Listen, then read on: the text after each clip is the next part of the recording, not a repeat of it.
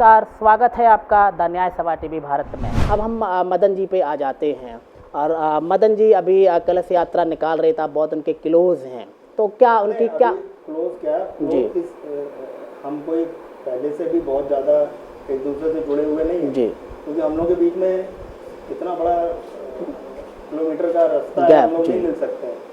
Social media में भी हम लोग बहुत ज़्यादा एक दूसरे के करीब नहीं हैं जी।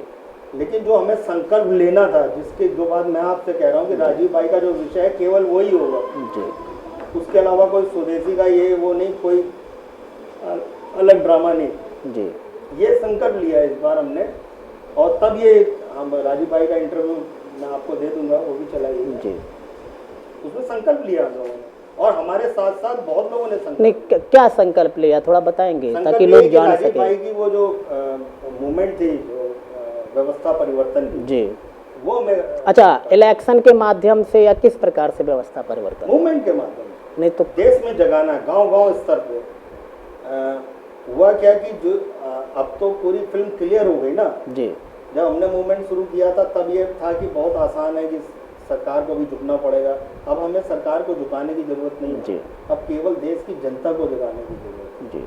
अब मूवमेंट ऐसा नहीं है, अब सोशल मीडिया इतना ज़्यादा एक्टिव है कि अगर हम 100 लड़के भी एक्टिव करें और विषय रखें जी, अब तो ये हालत हो गई है कि घर घर रोजगार शुरू करना, ये राजीव भाई का ही मिशन था जी। स्वदेशी घर में अपनाओ, ये भी राजीव अच्छा ये आप इस माध्यम से हमारा कार्यकर्ता गांव-गांव जा सकता है शिक्षक के रूप में जी। अब वो वही तैयारी हमारी, हर गांव, हर प्रांत, हर नगर, हर मोहल्ले में हमारे कार्यकर्ता सक्रिय होंगे जी, तब मूवमेंट होगी। अच्छा अभी आप किसके साथ हैं? अभी आप क्या मतलब? आप साथ का मतलब है मदन जी की टीम के साथ है या फिर 2-3 लोग हैं? टीम एक ही है, मैंने आपको पहले बोला ट्रैक एक ही है। अच्छा, जो वर्धा से ही चलता है जी। मैंने भी दिल्ली में केंद्रीय कार्यालय बनाया था, तो एकीकरण करने के लिए बनाया था, एकीकृत करने के लिए। केंद्रीकरण का मतलब होता है कि लोगों को संगठित करना। अच्छा मेरा एक छोटा सा सवाल है और ये पर्सनली मैं आपसे पूछ रहा हूँ सवाल, ठीक है? जो लोग जो भी राजीववादी है, राजीववादी एक युवा भी है, राजीववादी एक ओल्ड एज का भी है, वो 50-55 साल का भी है, जो राजीव भाई को मानते हैं, वैसे एक स्टूडेंट भी हो सकता है, को थोड़ी और एज का भी हो सकता है, तो जो लोग मदन दुबे जी के साथ नहीं हैं, क्या वो राजीववादी हैं या नहीं हैं? मान लिया जाए कि एक संगठन है, छोटा संगठन कोई चला रहा है, वो मदन दुबे के साथ नहीं आना चाहता, तो इसका मतलब क्या है? अभी आपने कहा कि जो भी ट्रैक है वर्धा से चलता है, तो कोई यूपी बिहार से ट्रैक चला रहा है, तो इसका मतलब है नहीं आ सकता है जी। अगर मदन भाई से कोई आपत्ति है या प्रदीप से आपत्ति है जी, जैसा कि हम लोगों ने ये बात भी करी थी जी, कि जैसे कुछ लोगों को मेरे से आपत्ति है जी, वैसा तो मुझे उम्मीद नहीं है जी, बहुत कम लोग होंगे, लेकिन जिनको आपत्ति है वो आपत्ति वाले व्यक्ति को अलग कर दें जी, लेकिन संगठन एक ही रहेगा जी, हम बटेंगे नहीं किसी भी हालत जी, हमारा संगठन ही एक होगा, और क्योंकि विचार एक है जी, उसमें व्यक्ति हम पीछे हट सकते हैं जी, मदन भाई पीछे हट सकते हैं, प्रदीप को तो मैंने पहले ही कह दिया कि आप थोड़ा पीछे हटो, तो जी आप शुरू ना, आपकी भाषा है ना, अभी भी वो बात करते हैं तो राजीव भाई से भी सीधे जी, तो वो लोग हट जाए। मतलब अगर कोई कमज़ोर दिल वाला है जो पुलिस रिमांड नहीं झेल सकता है, गोली नहीं खा सकता है, और जैसी राजीव भाई की हत्या ऐसी भी हो सकती है जी, क्योंकि ये क्रांतिकारियों की मानसिकता है, इसमें कुछ भी हो सकता है जी, तो वो लोग हों साथ में, संकल्प माने, इसके बाद संकल्प शक्ति मजबूत है, स्वार्थ अपनी जो लाइफ स्टाइल छोड़ करके इस मूवमेंट में।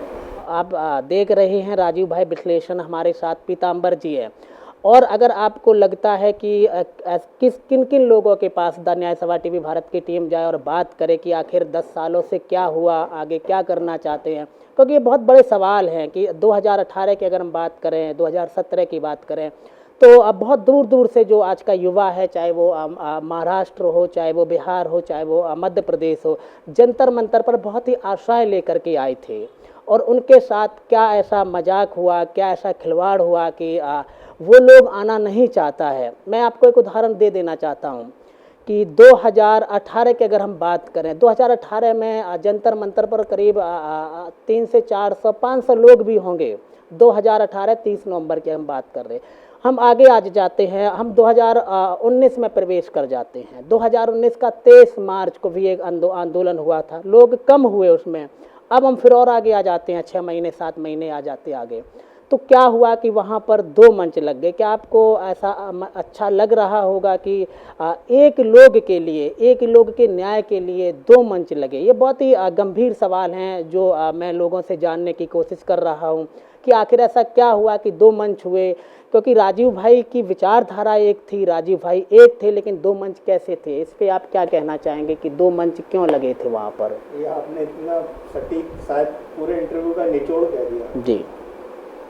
आज मेरे ख्याल से आपके इंटरव्यू की सफलता इसी बात पे होगी कि मुझे लगता है कि जो भी व्यक्ति, भाई बहन, बुजुर्ग में,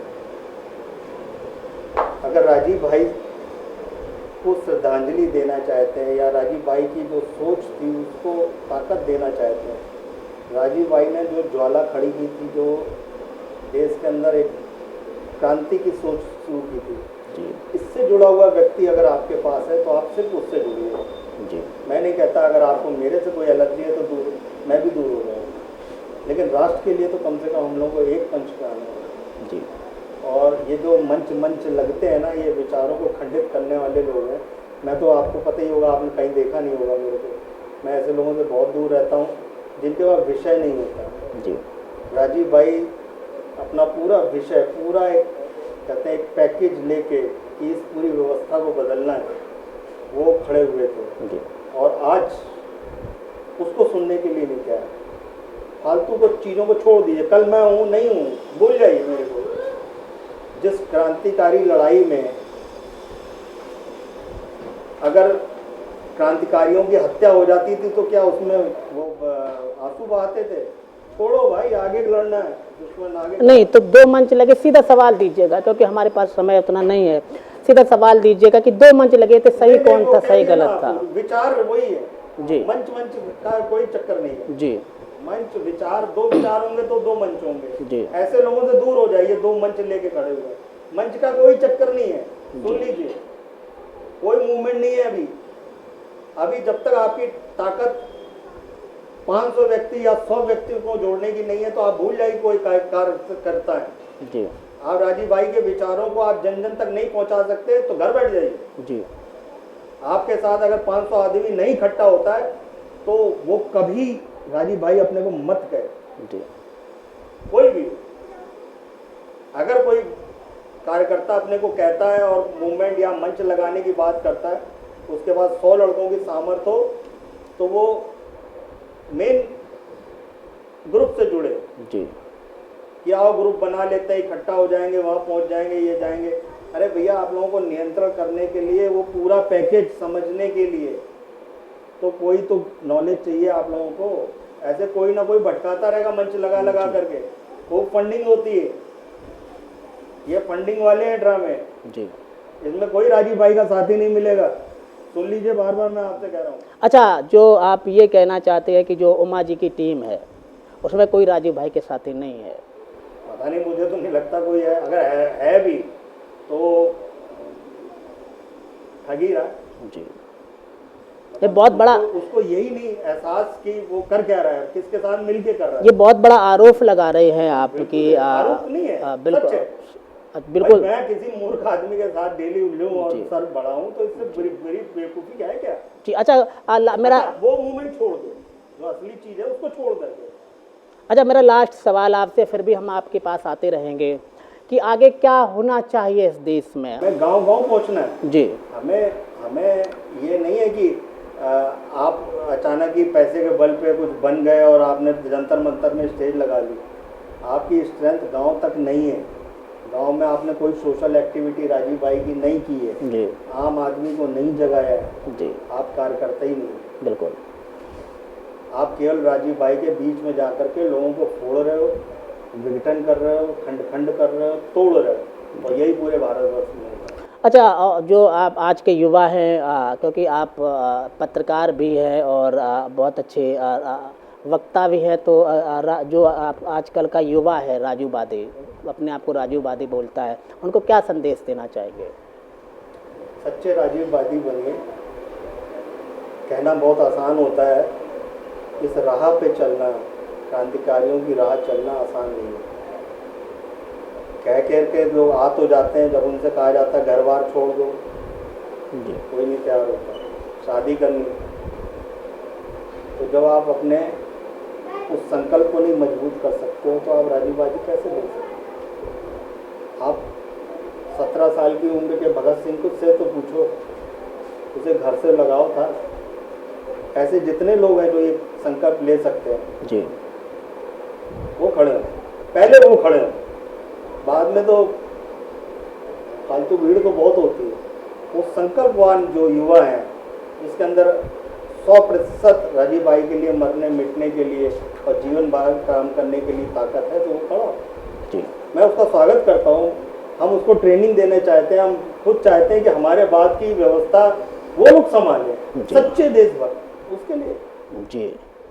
तो बहुत सारे सवाल हैं और भी इतना समय तो नहीं है कि सारे सवाल पूछे जाए।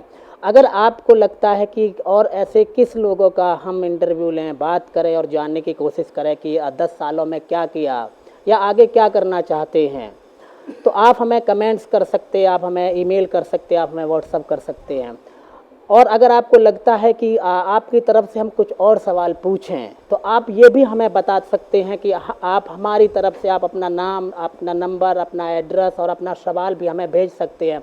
आपका सवाल हम ऐसे ही लोगों से जो राजीववादी हैं और 10 साल 15 साल से जानते हैं राजीव भाई को, ऐसे लोगों से हम पूछेंगे और आपका भी सवाल वहाँ पर रखेंगे। और तो हमारे साथ मौजूद थे पीताम्बर जी, जिनसे मैंने बात की और छोटे मोटे सवाल थे वो मैंने रखे।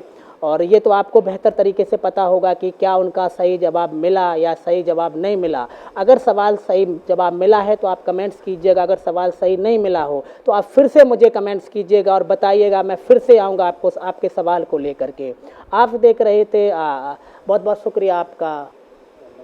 जय हिंद, वंदे मातरम।